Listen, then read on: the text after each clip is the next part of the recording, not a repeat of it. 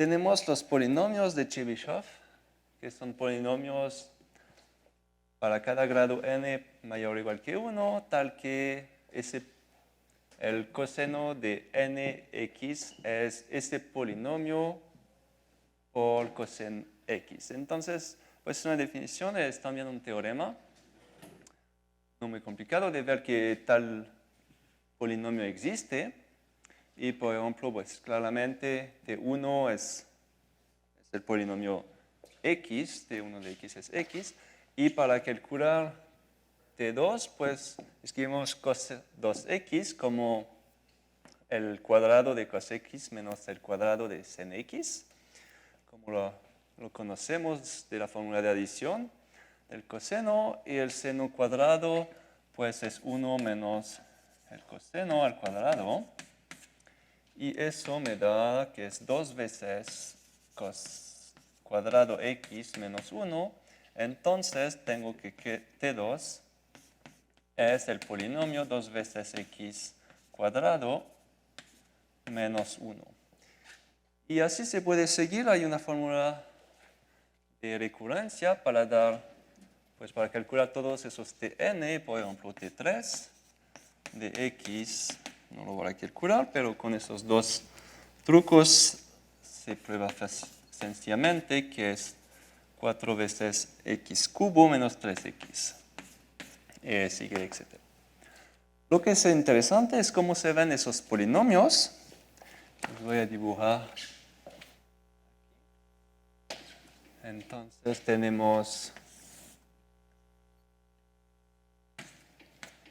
una cajita entre menos 1, 1 en el eje de los horizontal en el eje vertical, menos 1, 1, 2. Y pues ¿cómo se ve ese polinomio T1? Es la diagonal. T2 se va a ver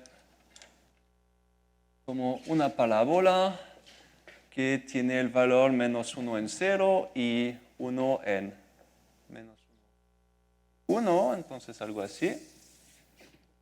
T3, pues, que se va a ver en menos 1 es menos 1, en 1 es 1, y claramente es impar, entonces va a ser algo así.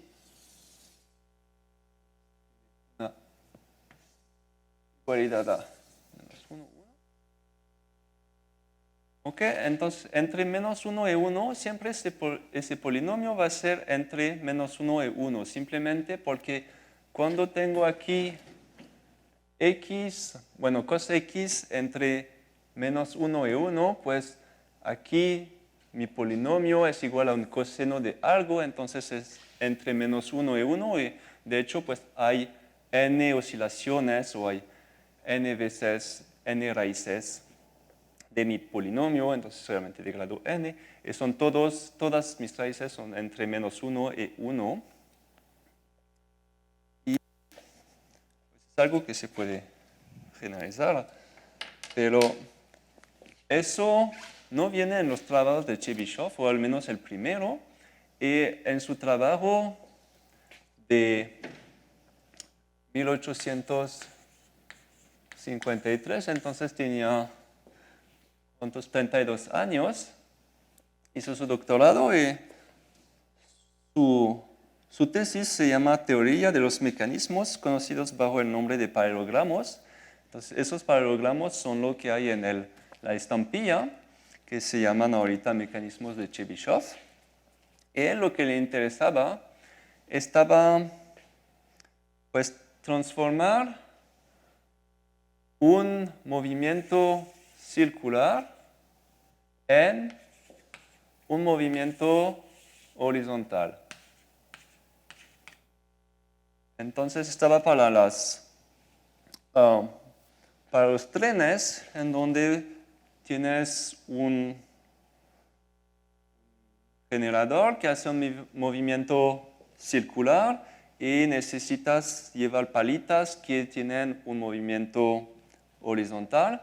Y lo que quería es transformar eso de la mejor manera posible sin que se vayan a romper esos mecanismos. Y por lo tanto, a él lo que le interesaba estaban los siguientes polinomios. Entonces, el polinomio de Chebyshev,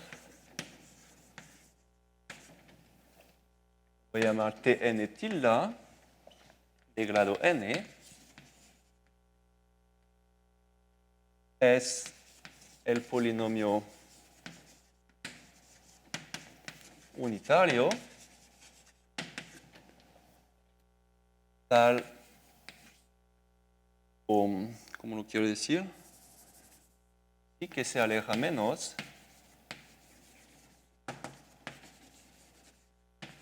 del eje horizontal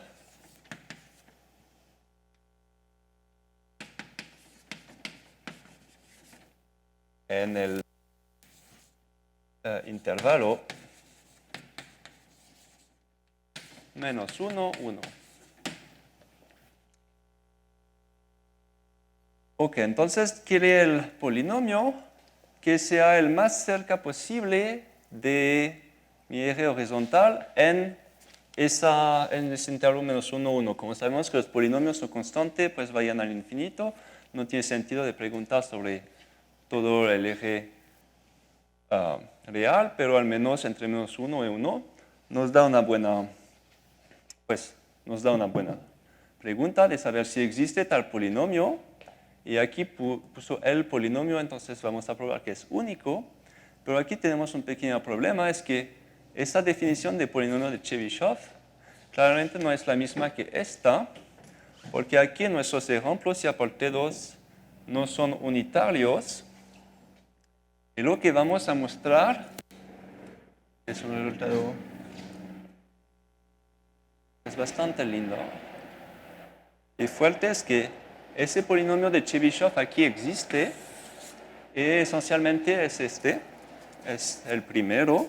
Entonces tenemos la siguiente proposición, que si escribo Tn de x como an x a potencia n, an menos 1, x a potencia n menos 1, más a 0. Entonces, Tn tilde es igual a Tn dividido por el coeficiente director, el coeficiente de grado más grande, a n, de mi primer polinomio de Chebyshev. Entonces, ese polinomio, mi segunda definición es solamente mi primera módulo, ese coeficiente a n. Y la prueba es bastante bonita y sencilla. Es lo que me gusta con los polinomios de Chebyshev, es que muchos de los resultados delicados pues, se pueden probar de manera geométrica y bastante sencilla. Puedo hacer el dibujo aquí.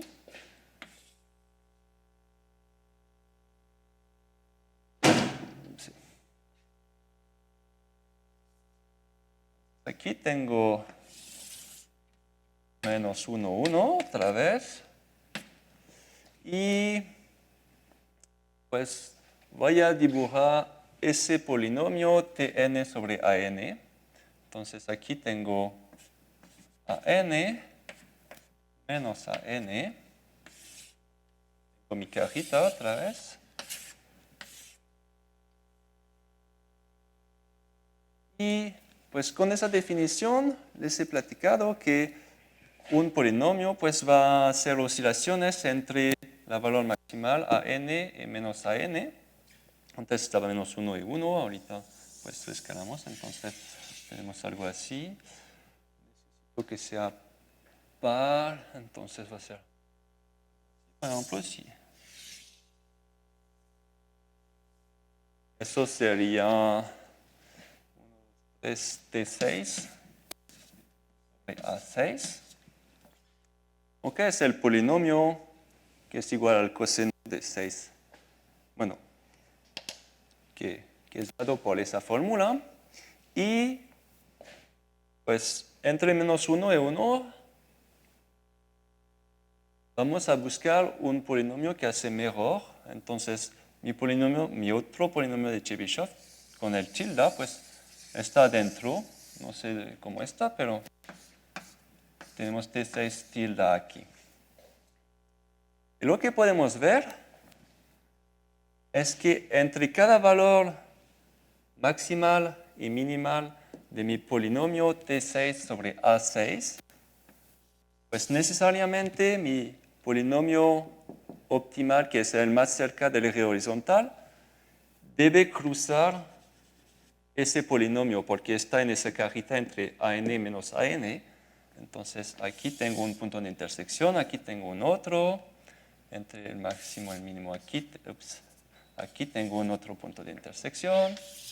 Entre cada mínimo y máximo de mi función, de mi polinomio T6 sobre A6, tengo un punto de intersección. Y como hago 6 oscilaciones, o el grado de mi polinomio oscilaciones, pues tenemos que T6 sobre A6 igual, vamos a ponerlo así, menos T6 tilde. Eso tiene 6 raíces. Y más generalmente se puede generalizar a cualquier grado. Entonces, para cada n mayor o igual que 1, tenemos Tn sobre An menos Tn tilde, que tiene n raíces.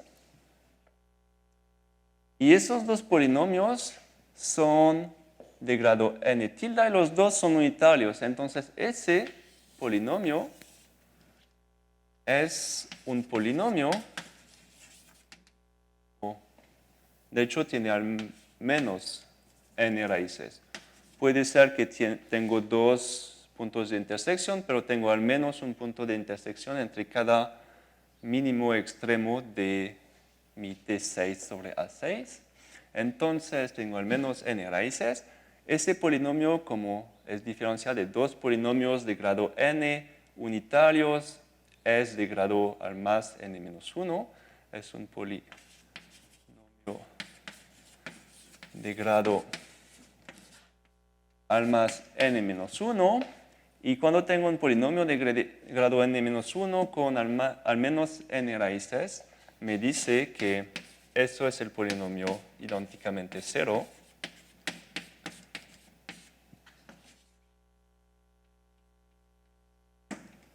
Y pues ya ganó. Tengo la igualdad entre Tn dividido por el coeficiente director y el polinomio que es el más cerca del eje horizontal entre menos 1 y 1. Eso nos da bastante información. Por ejemplo, no les he probado, pero les he dicho que el coeficiente AN se puede calcular sencillamente. Este coeficiente es 2 a la potencia n. Entonces, el polinomio de grado n, que es el más cerca del eje horizontal, pues tiene pues su máximo y mínimo en menos 1, 1 es 2 a la potencia n, lo que es con el grado exponencial, entonces es una buena, pues es relativamente bueno. Y nos da sí, mucho más informaciones sobre estos polinomios, pero no les quiero seguir platicando en esa dirección. Quiero platicar un poco de otra cosa, pero eso es realmente para mí los resultados típicos porque me gustan los polinomios de Chebyshev. Es que realmente con argumentos geométricos relativamente sencillos se puede probar cosas bastante fuertes. La unicidad, la existencia de la unicidad de ese polinomio, que es el más cerca del eje horizontal, dar una cuota, un valor del valor extremo y mínimo de ese polinomio entre menos 1 y 1. Entonces se puede deducir bastante cosas. y pues se puede hacer mucho más. Y lo que voy a hacer ahorita es tratar de convencerlos que esos polinomios de Chebyshev son como coseno. Aquí vemos en esta fórmula que viene el coseno, pero realmente quiero mostrarle o pues tratar de convencerles que ese polinomio es un tipo de deformación o no sé, una manera, se puede exprimir como un coseno bajo un cambio de variable un poco chistoso. Pero para hacer esto, pues voy primero a recordar lo que es el coseno. Entonces no sé si hay preguntas hasta ahorita. Ok. Entonces, les quiero mostrar que si vamos a trabajar con Tn, con ese polinomio que nos da el valor de coseno nx, es como un coseno. Pero para hacerlo vamos a quitar el mundo real para ir en el mundo imaginario complejo. Y entonces lo que os quiero hacer ahorita es dar los polinomios de Chebyshev como cosenos.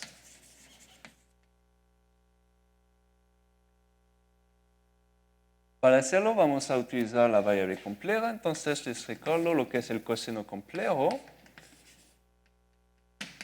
Si escribo z como x más y, tengo cos z, lo puedo definir de varias maneras, todas equivalentes. Para nosotros va a ser práctico de escribirlo como exponencial iz más exponencial menos iz sobre 2. Normal, recuerdo, ¿sí? Y pues podemos transformar un poco esa escritura para obtener algo que es más sencillo de entender. Entonces, rápidamente tenemos exponencial i x menos y más exponencial menos ix más y sobre 2. Podemos, a ver, ¿en qué?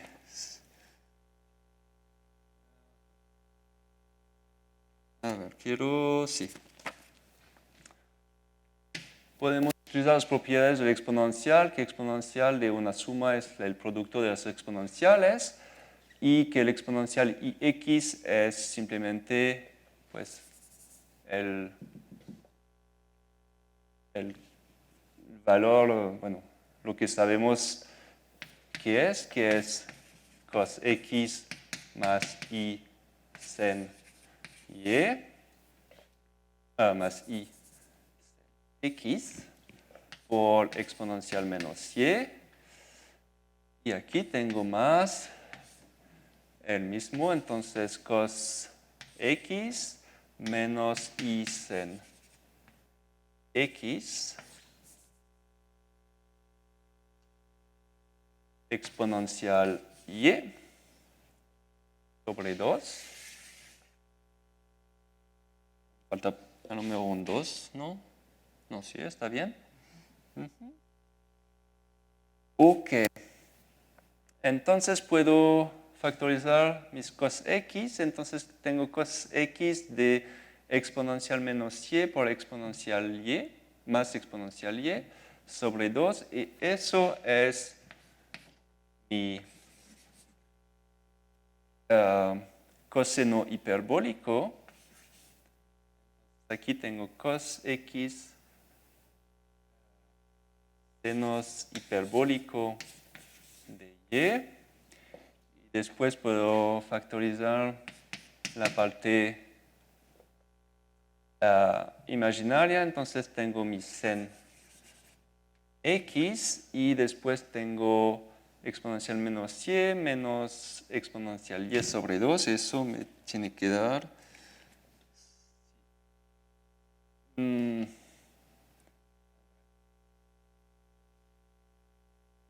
Algo hice mal. Sí, entonces cuando tengo el cos x, si lo factorizo, tengo exponencial menos y más exponencial y sobre 2. Entonces eso, perdón, es el coseno hiperbólico. Y aquí sí tengo el seno hiperbólico de y. A lo mejor me equivoqué en un signo, no creo. Cualquiera no va a ser muy importante esa parte, pero aquí tenemos escrito de otra manera lo que es el coseno de un número complejo. Lo que es interesante, entonces, unas observaciones.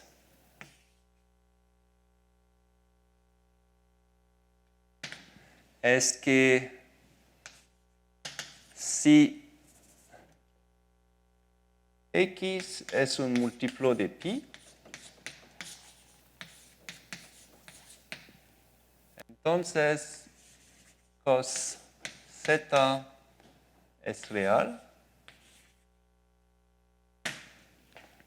Y, ¿por qué? Porque aquí mi seno es 0.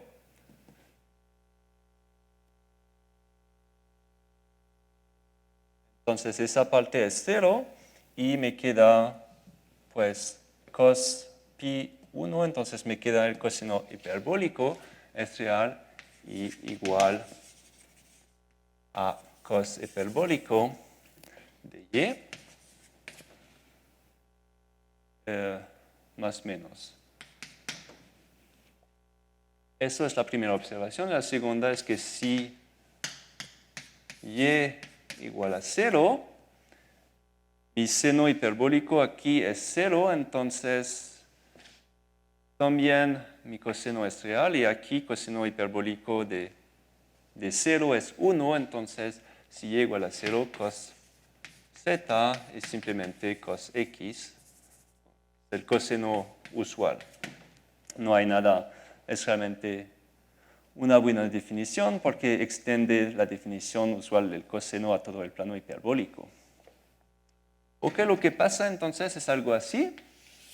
Aquí tenemos nuestro plano R2 o C. 0 y pi, 2pi, 3pi, menos pi, etcétera, etcétera. Y en la parte, en todas esas líneas verticales, eso, mi coseno es igual a el coseno hiperbólico de y. Y aquí tengo el coseno de x. Ok, entonces tenemos ese dibujo. Y cuando vemos aquí, eso, aquí va a ser ese dibujo, pues nuestro polinomio parece un coseno entre menos 1 y 1. Entonces hay una parte que se ve como coseno y después hay una parte que es afuera del 1, que es más grande. Entonces podemos pensarlo como un coseno hiperbólico. Lo que me hace pensar o que nos puede guiar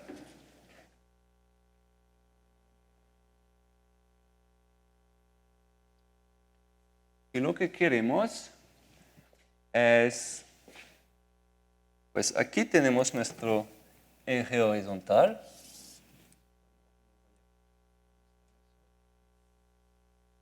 Algo grande. Entonces tenemos nuestro eje horizontal. Aquí menos 1, aquí 1. Y lo quiero mandar en C. Eso es realmente mi R. Lo quiero mandar aquí en C para poder después hacer una composición con cos X en C o en R. Vamos a decir que aquí vamos coseno z. Aquí queremos un valor real. Y entonces aquí tenemos una función phi, por ejemplo, y queremos que la compuesta así sería nuestro polinomio de Chebyshev de n. Aquí puedo poner un n. Y una idea sería, pues, mandar esa parte que sabemos su imagen va a ser más grande que 1 en un rayo horizontal, en un rayo vertical, perdón. Llegar aquí en 0. Vamos a mandar esa parte aquí. Después, entre menos 1 y 1, pues se parece a un coseno, entonces vamos a mandar esa parte, o nos gustaría mandar esa parte en la parte horizontal. ¿Y cuántas veces? Pues aquí quiero n raíces.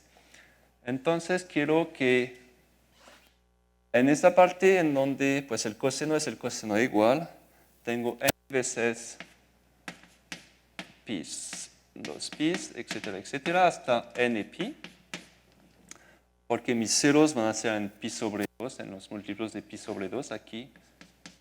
Voy a tener un 0 de mi coseno aquí, un 0 de mi coseno en 3 pi sobre 2, etcétera, etcétera. Espero que se ve. Y luego, pues la parte que me queda de mi eje horizontal, de mi R, lo quiero mandar otra vez aquí verticalmente para que el coseno sea igual al coseno hiperbólico.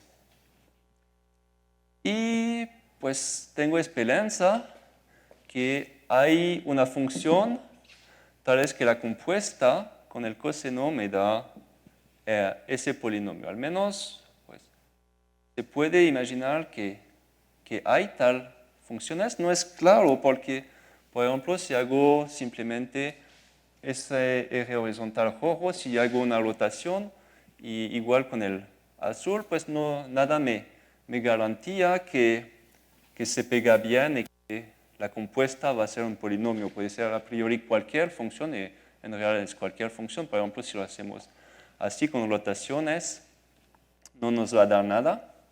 Pero, pues hay una manera de hacerlo y no les voy a explicar tanto que sí funciona, pero les quiero decir un poquito, dar una idea que hay una que sí puede funcionar y que va a funcionar. Es que aquí nuestro Tn es un polinomio.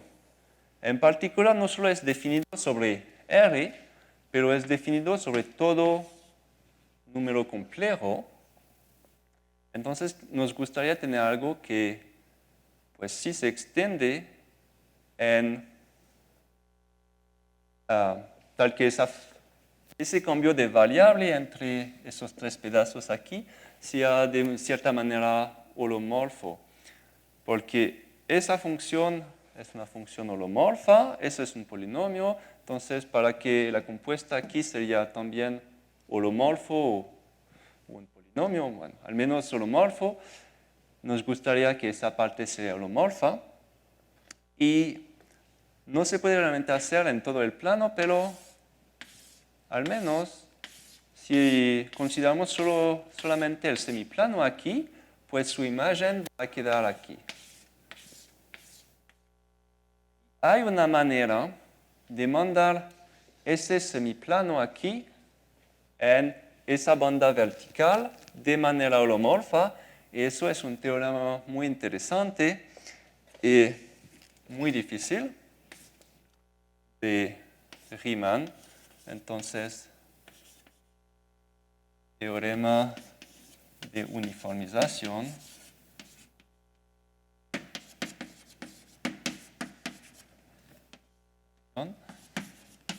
de Riemann. Hay varios teoremas de uniformizaciones. Eso es el primero que se enunció, no el primero que se probó, pero bueno, voy a regresar a eso. Pero, ¿qué nos dice ese teorema? Nos dice si tengo un abierto en C,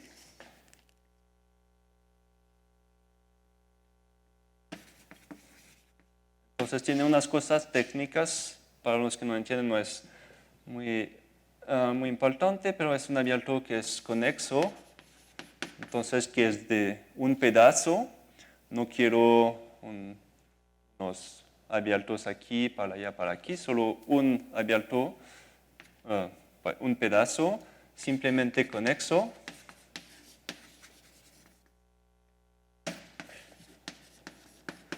Eso me dice que simplemente no tengo hoyos en mi abierto, no puede ser semiplano en cual quito un disco, eso no es válido porque aquí tengo un hoyo en mi abierto, entonces quiero que sean abiertos relativamente sencillos, pero pues, puede ser bastante general. Entonces solo con eso, entonces existe un biolomorfismo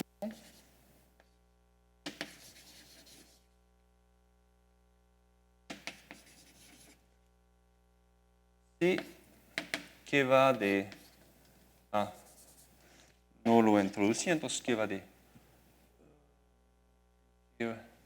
Vamos a poner aquí los zetas en C con la parte imaginaria de z positivos en U. Y de hecho que se extiende de manera continua al borde. Pero solo ese biolomorfismo es algo... Ese teorema dice un poquito más, pero para nosotros va a ser suficiente esa formulación. Entonces, que tiene una función holomorfa inyectiva sobreyectiva entre esa parte del plano y cualquier abierto con unas condiciones técnicas, por ejemplo, se lo satisface. Entonces puedo mandar con una función holomorfa ese semiplano aquí y esa función que noté psi aquí va a ser la función que funciona porque esencialmente es el único biolomorfismo entre esos dos abiertos módulo los puntos que puedo elegir entre aquí, puedo mandar -1 en donde quiero, pero si lo mando en el 0, esencialmente es el único biolomorfismo entre esos dos abiertos. Y eso es realmente un teorema muy sorprendente. Por ejemplo, si piensan que U puede ser realmente muy complicado, puede ser, por ejemplo, como un flocón de Kerr en una fractal, algo así, con una infinidad de piquitos. Ese flocón lo puedo mandar en pues, cualquier otro abierto conexo, simplemente conexo, el semiplano, pero también el disco. Esto lo puedo mandar al disco. Y un biolomorfismo me dice, por ejemplo, que si tengo aquí mis direcciones horizontales y verticales, pues aquí no sé cómo van a estar, van a ser muy complicadas, pero van a ser otra vez ortogonales uno a otra. Entonces lo que es ortogonal aquí se queda ortogonal acá y pues es muy difícil de pensar que cerca del borde en donde es fractal, aquí se va a quedar algo que es ortogonal aquí, se puede quedar ortogonal allá. Es realmente un teorema muy fuerte. Y pues para platicar un poquito acerca de ese teorema, que también una razón que quería platicar de eso es mostrar ese teorema que es muy, ¿cómo se dice? Pues cuando hacemos un curso, siempre nos mostramos las matemáticas como algo terminado, algo lógico, en donde todo va y pues tenemos los argumentos. Es así que se hizo. Entonces, ese teorema, lo voy a poner aquí. Ese teorema de Riemann es de 1851. Entonces, Riemann lo enuncia y da una prueba en 1851. El problema es que unos años después, entonces eso es Riemann, que da ese teorema y la prueba. Unos años después, en los 1850, no sé exactamente cuándo, Weierstrass dice que pues esa prueba es completamente falsa y tiene razón. La idea de Riemann es decir que pues nos tomamos una secuencia de funciones que está bajando y que tiene entonces un mínimo, pero eso es completamente falso.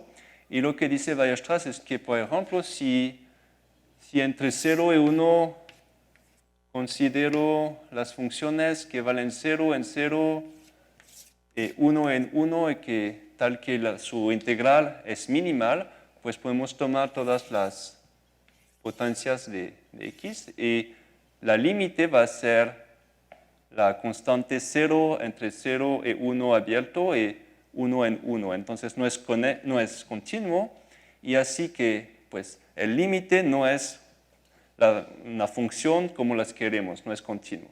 Entonces eso es el contraejemplo de Weierstrass. Lamentablemente no se conoce la respuesta de Riemann.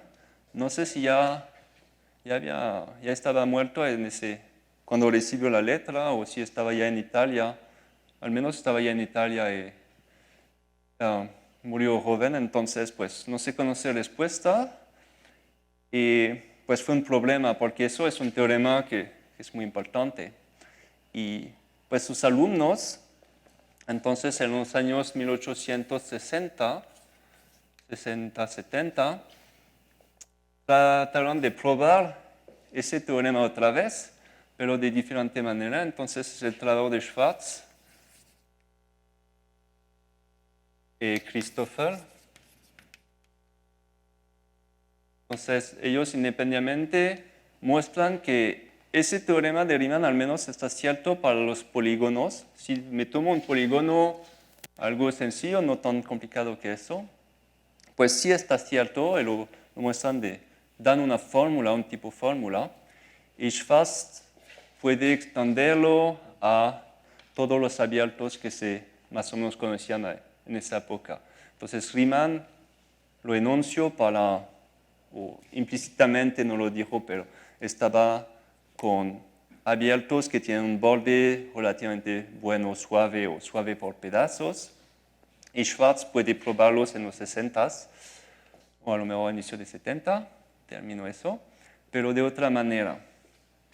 Entonces, pues sí, se fue probado unos 10, 15 años después, pero quedaba, pues esa idea de Riemann está bastante bonita, nos gustaría tenerla. Y al inicio de los 90, 1890, Hilbert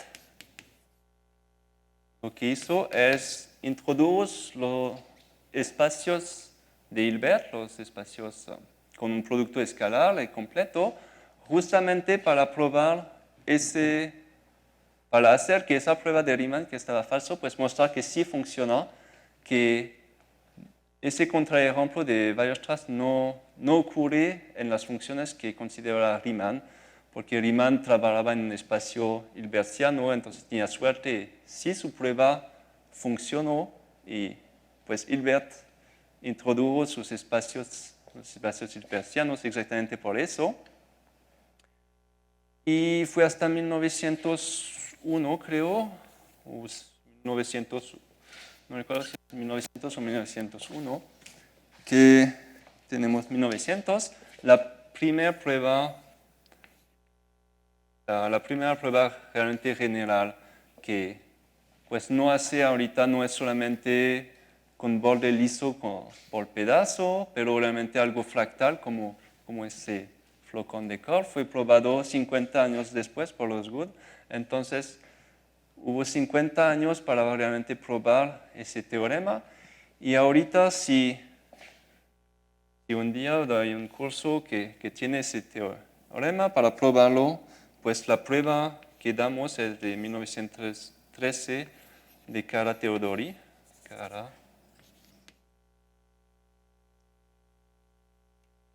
y pues da la prueba estándar, la prueba que realmente es no la más sencilla, pero es la que, sí, que utiliza, sí, para nosotros es la más sencilla porque ya tenemos pues todas las matemáticas que se desarrollan en esos 60 años permitieron a Carrera Theodori dar una prueba relativamente compacta y sencilla de ese teorema, pero hay que ver que realmente cuando damos una prueba de ese enunciado o de muchísimos enunciados, pues son desarrollos así, hay alguien que dice prueba algo, no es cierto, se regresa, se prueba, pues así se hace realmente las matemáticas, no es como las enseñamos, que es directo al punto y que todo se sigue bien y que lo podemos hacer porque hay esas personas que en 60 años pudieron entender y limpiar todas las pruebas, entender los conceptos y dar pruebas así, que ahorita pues parecen natural o sencillas, pero que realmente que tienen muchísimo atrás. Ok, pero bueno, para hoy regresamos a nuestros polinomios y pues tenemos esa función de Riemann que nos manda el semiplano de manera homomorfa aquí en esta banda. Entonces la compuesta con el coseno va a ser homomorfo. Y pues esa compuesta, ¿qué es? Va a ser algo que aquí es el coseno hiperbólico, entonces es mayor o igual que 1. No tengo raíz aquí. No voy a tener raíces tampoco en la parte azul, entonces todas mis raíces van a ser en la parte amarilla a exactamente los pi sobre 2. Y pues hay otras cosas que comprobar, pero esencialmente esto nos dice que esa compuesta es un polinomio y que ese polinomio tiene exactamente sus raíces pues a las imágenes por phi n que valen pi sobre 2, que valen pi sobre 2 más un múltiplo de pi. Entonces aquí vamos a tener todas nuestras raíces y tenemos n raíces. Entonces mi polinomio de Chebyshev es la compuesta de esa función que me manda el semiplano en esa banda con el coseno. Entonces podemos decir nada más que un coseno módulo esa función que es un poco complicada, pero bueno. Luego todo depende de lo que queremos entender en los polinomios de Chebyshev. Y lo que me gusta mucho de esa representación es que aquí, pues por los polinomios de Chebyshev realmente no es muy útil, no conozco mucho utilidad, pero hay muchísimas generalizaciones. Y una generalización es ¿qué pasa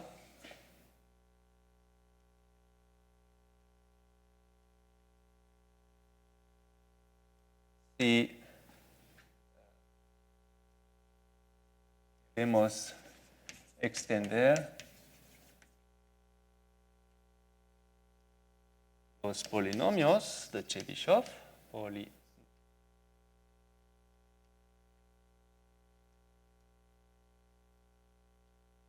a más intervalos? Aquí tenemos la definición del polinomio de Chebyshev, que es el polinomio que es el más cerca del eje horizontal sobre el intervalo menos 1, 1. Pero pues ahorita ya no nos interesa tanto los engranajes y las cosas de ingeniería. Podemos preguntarnos qué pasa si no considero un intervalo, pero dos intervalos, tres intervalos, y si existe un polinomio unitario que se aleja menos del eje horizontal sobre esos intervalos, o si no, cómo se ve. Y una manera de decir pues, tales polinomios es justo de hacer lo que acabamos de hacer, pero un poquito más complicado. Entonces, les voy a decir rápidamente cómo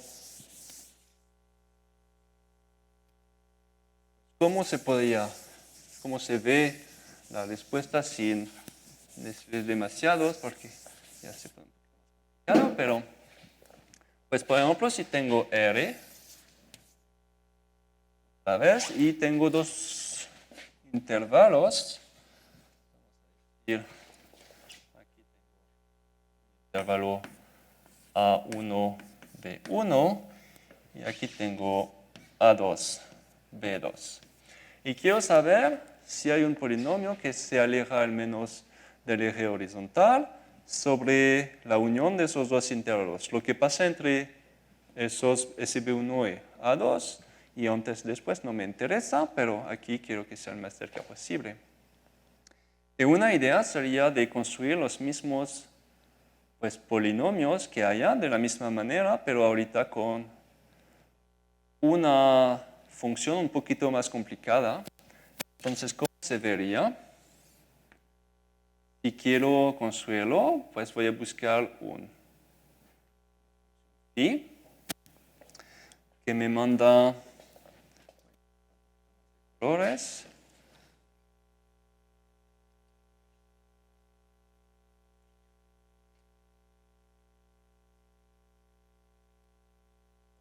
Aquí tengo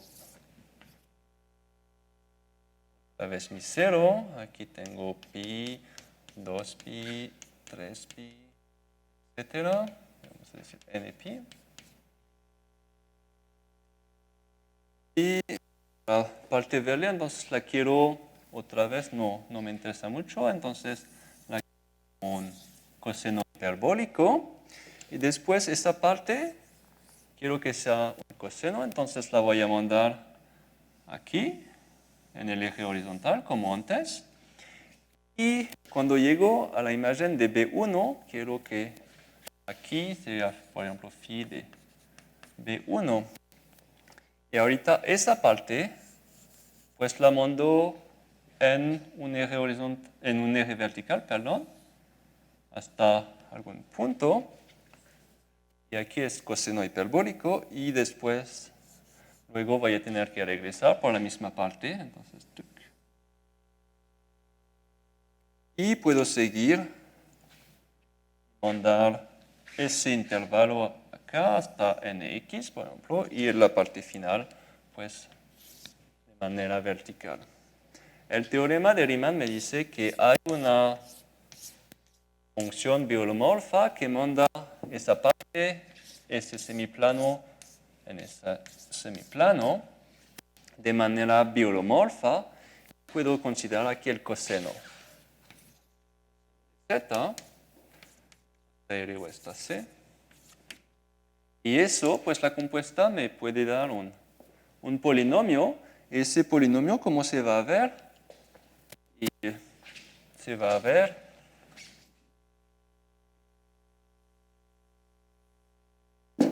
entonces aquí, en esa parte verde, voy a tener una parte en coseno hiperbólico. Entonces aquí tengo x, 1 menos 1. Entonces aquí va a ser arriba del 1. Luego, pues aquí tengo dos raíces, entonces va a ser algo así, toc, toc, toc. Y en B1, pues estoy igual a 1. Y voy a salir por una parte hiperbólica de coseno hiperbólico hasta regresar aquí en el 1 y hacer mis otras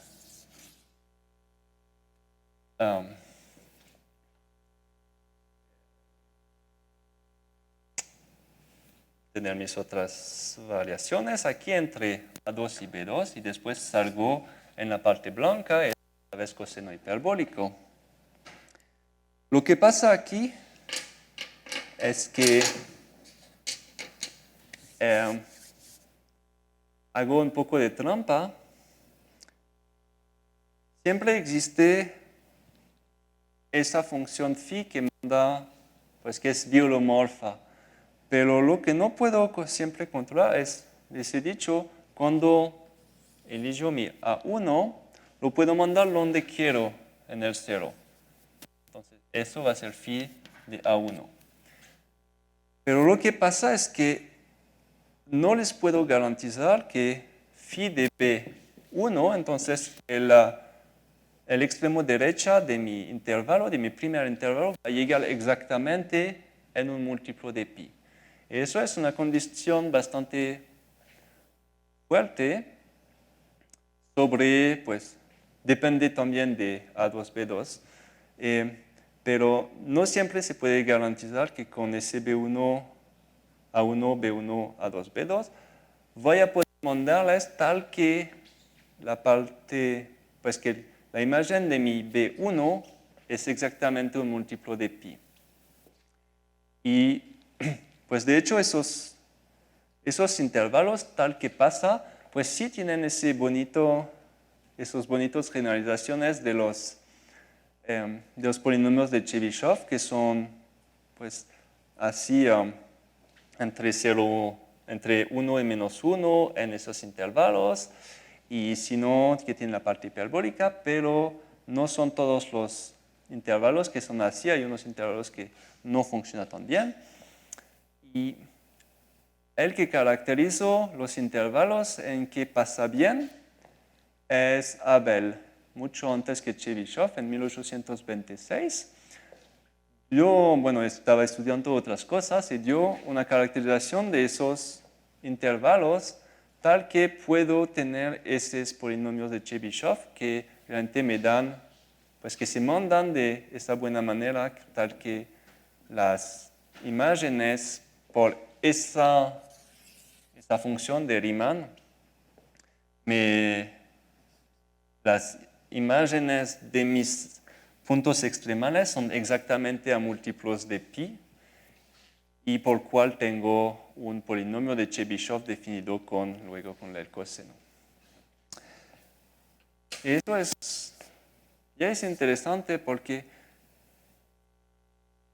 aquí tenemos un problema complicado de saber cuáles son los intervalos para cuáles funciona, y pues realmente esa caracterización que nos dio Abel está muy buena, pero prácticamente es imposible de utilizarla.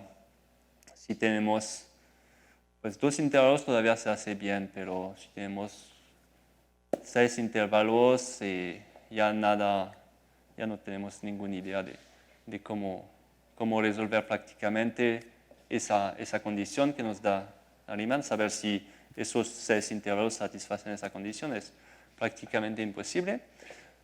Pero aquí tenemos algo sencillo. Tenemos una banda vertical, nada más, con unos cortecitos verticales. Entonces, con el número de intervalos menos 1. Entonces, aquí tengo un intervalo vertical que nos dice,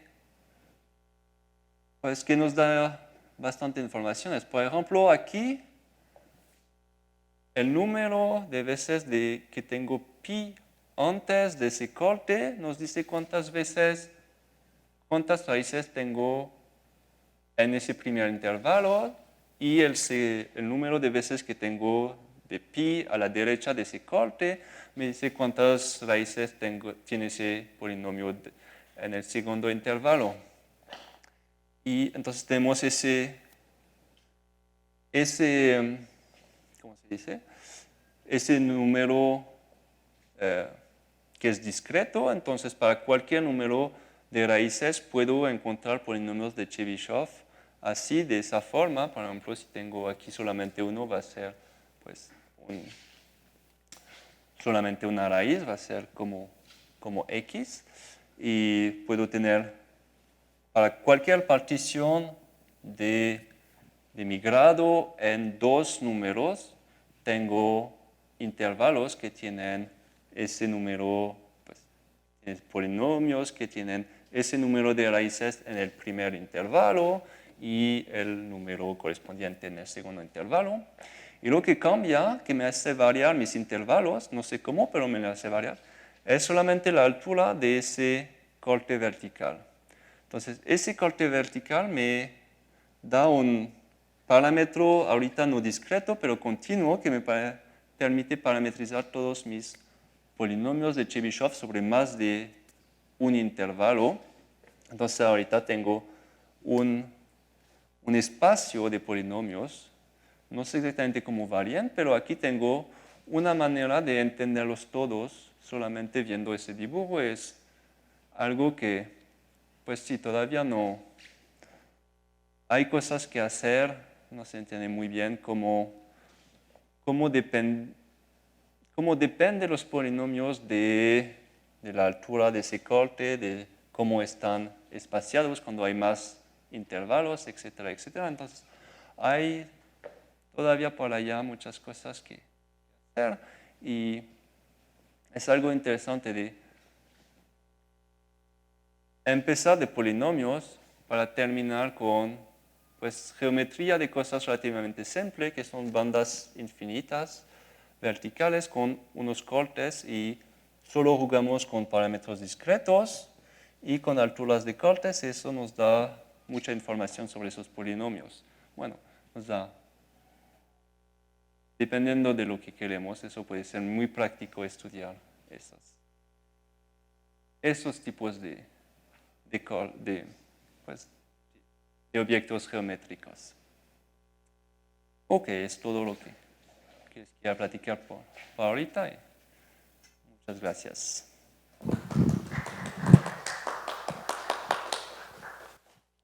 Muchas gracias, Quentin, por la plática tan interesante. No sé si tenemos preguntas aquí en el público, ¿no? Creo que no tenemos tampoco, o por lo menos no he visto aquí en el Facebook.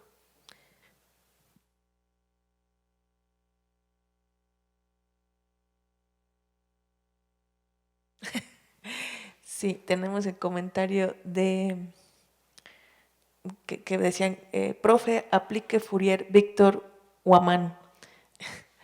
Sí, Fourier de otras cosas. Sí.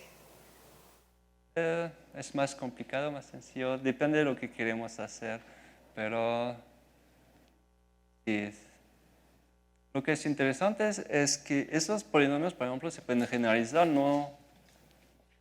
si no queremos hacer la mejor aproximación del eje horizontal, pero, por ejemplo, de una constante que es -1 aquí y 1 acá, lo que obtenemos son polinomios que se parecen un poco a lo que se ve en las series de Fourier. Y pues cada uno tiene sus aplicaciones y son interesantes de cierto punto de vista. Y por ejemplo, esos son los que se llaman de polinomios de Sobolev y sí tienen aplicaciones también en electrónica, un poco como las series de Fourier. Son dirección no realmente ortogonales, pero sí que bifurcan y que dan diferentes informaciones. Muchas gracias. Pues si no tenemos más preguntas, le agradecemos otra vez a Quentin.